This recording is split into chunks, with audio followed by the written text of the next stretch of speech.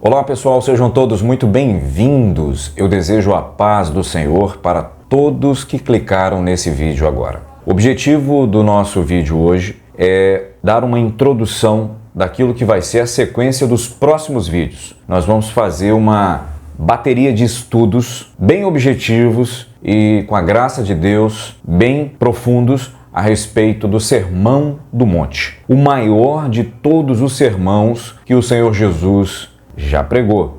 E o objetivo do nosso canal é falar de Jesus, falar do seu ministério, de sua obra, para que nós sejamos transformados pela sua palavra, para que avancemos no nosso relacionamento com Deus e não por uma questão de aumentar o nosso conhecimento intelectual sobre Bíblia. Não é isso. O objetivo não é esse. O objetivo é nos relacionarmos com a palavra de Deus, para nos alimentarmos de Deus, para que nossa alma não venha buscar se alimentar em outros lugares, em outras fontes, e com isso nós nos afastarmos do Criador.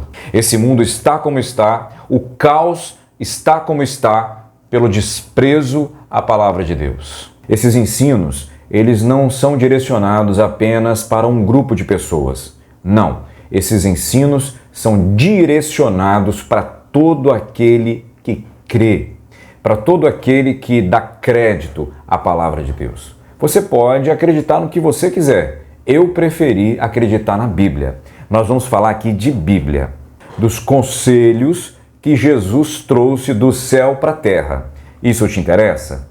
Se você não gosta de assuntos bíblicos, infelizmente, esse vídeo não é para você. Mas se você está interessado em saber o que passa no coração do Pai, no que Ele pensa a nosso respeito, então vem comigo já para a Bíblia.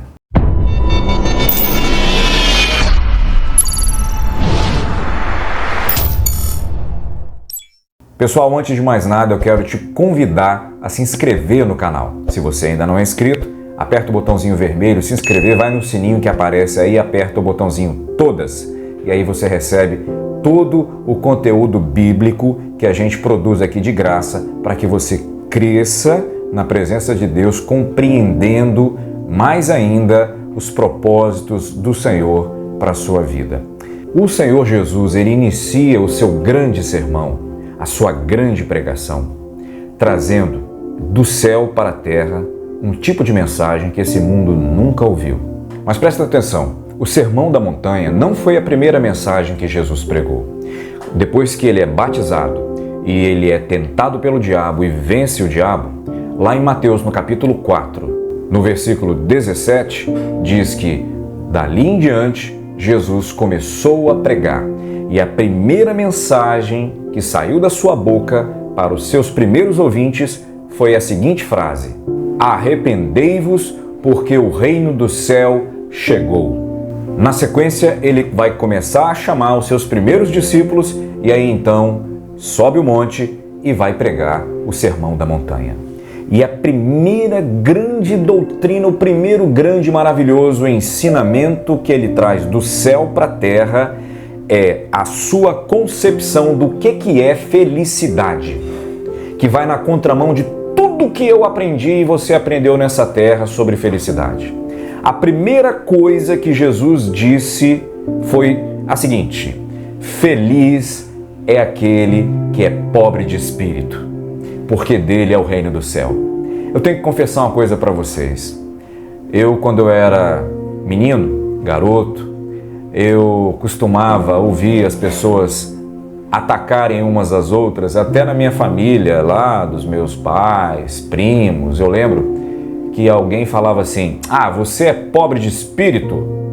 Você é um pobre de espírito.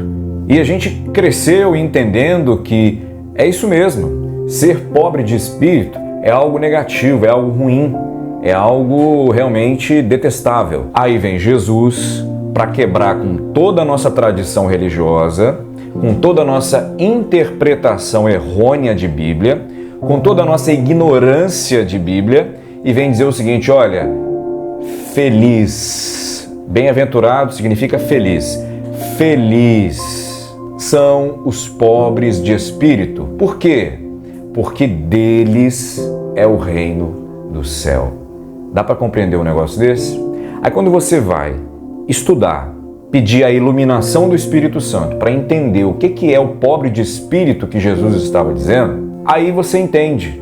Jesus não está querendo pregar aqui algo no aspecto social. Jesus não está pregando aqui um evangelho preocupado com assistencialismo. Não.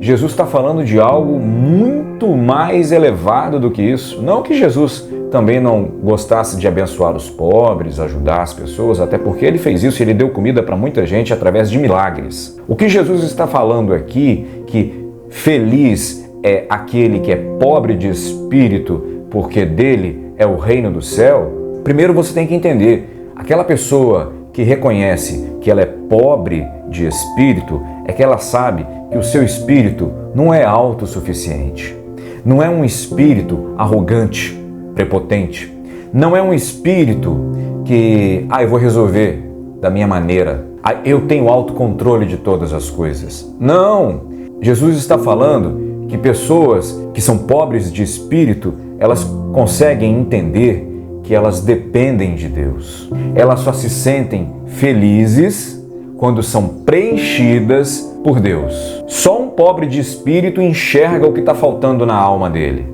Só uma pessoa pobre de espírito consegue enxergar o que está faltando no seu espírito. Quer um exemplo? O rei Davi, que era rei, rico, muito rico, ele disse: eu sou pobre e necessitado, mas o Senhor cuida de mim.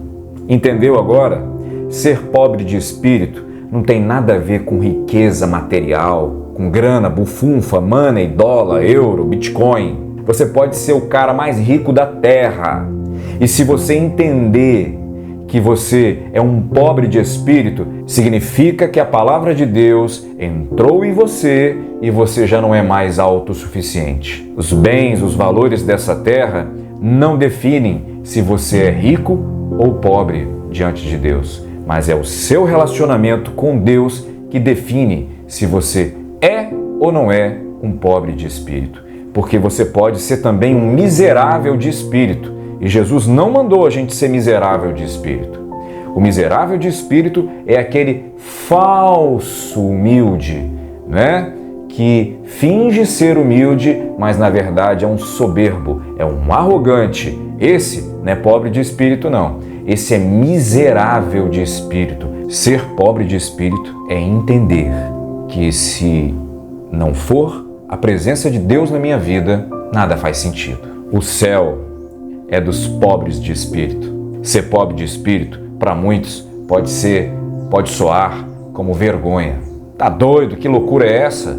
Não, é porque o evangelho ainda não entrou na mente dessas pessoas. O pobre de espírito, ele se aproxima da cruz de Cristo. O pobre de espírito, ele se humilha aos pés de Cristo. O pobre de espírito, ele não quer glória para si.